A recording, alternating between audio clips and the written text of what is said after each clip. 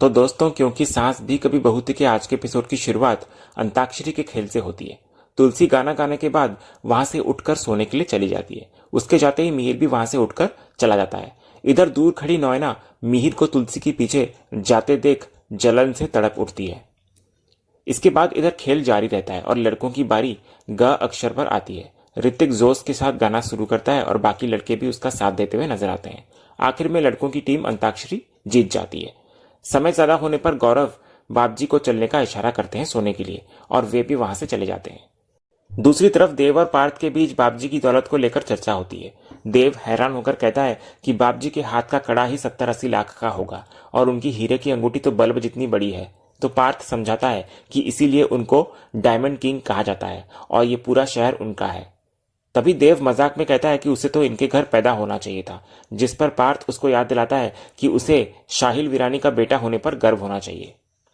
वहीं दूसरी तरफ एक अहम मोड़ पर बाबजी गौरव से अपनी पोती सलोनी के रिश्ते की बात छेड़ते हैं। उन्हें हेमंत का पोता देव सलोनी के लिए बहुत पसंद आया है। तो गौरव हिचकिचाता है कि वे देव के बारे में ज्यादा नहीं जानते। तभी बाबजी तर्क देते हैं कि वे मिहिर और तुलसी को जानते हैं, जो खानदानी और अच्छे लोग हैं, और वही काफी है। वे साफ करते हैं कि सलोनी की मर्जी के बिना कुछ नहीं होगा, लेकिन बात चलाने में कोई हर्ज नहीं है, क्योंकि बेटी के लिए अच्छा परिवार ढूंढना जरूरी है। फिर बाबजी तय करते हैं कि कल मेहंदी और संगीत के दौरान वे इस रिश्ते की बात करेंगे।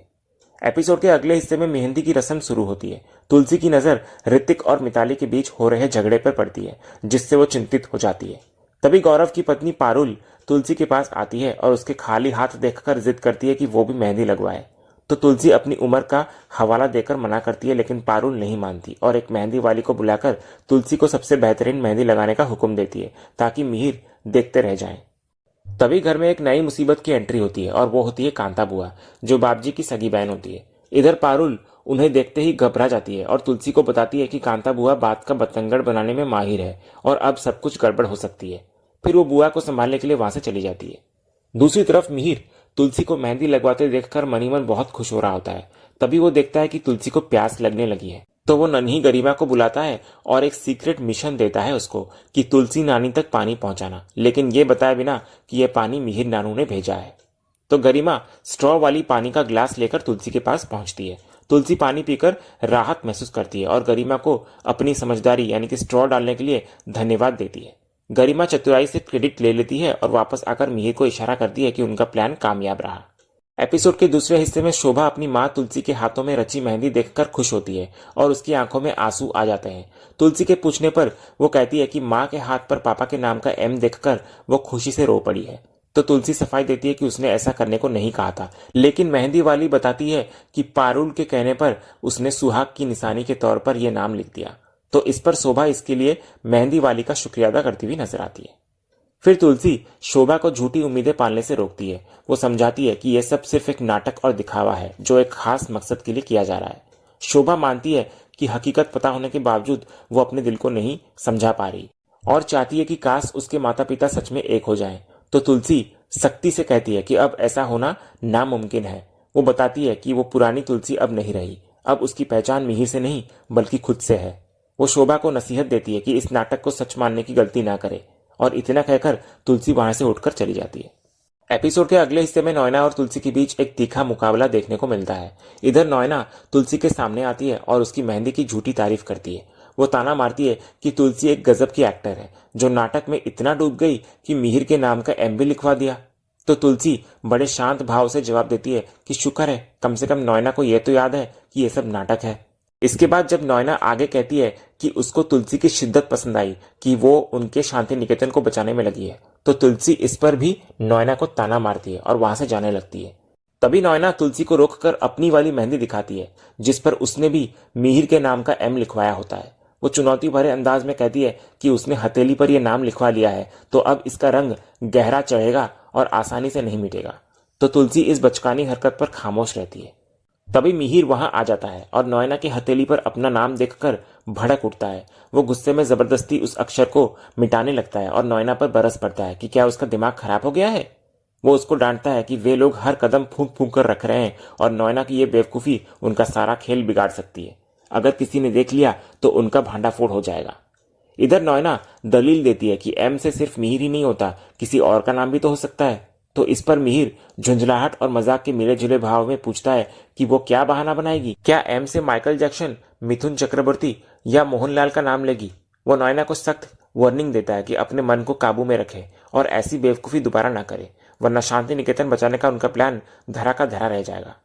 दूसरी तरफ संगीत के कार्यक्रम का अनाउंसमेंट शुरू होता है तो मिहिर और तुलसी वहां चले जाते हैं, जबकि नयना अपना गुस्सा दबाकर वहीं खड़ी रह जाती है।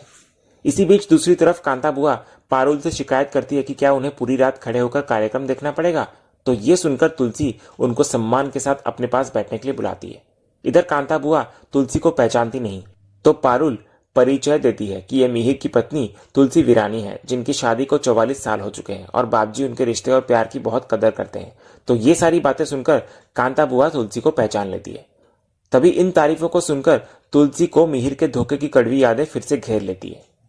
अगले सीन में सलोनी और उसके दोस्त एक अनोखा डांस परफॉर्मेंस देते हैं।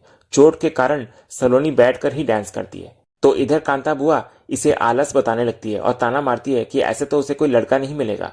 लेकिन सलोनी का डांस बेहद खूबसूरत होता है। परफॉर्मेंस के दौरान वो बार बार देव को देखकर मुस्कुराती है और देव भी जवाब में मुस्कान देता है।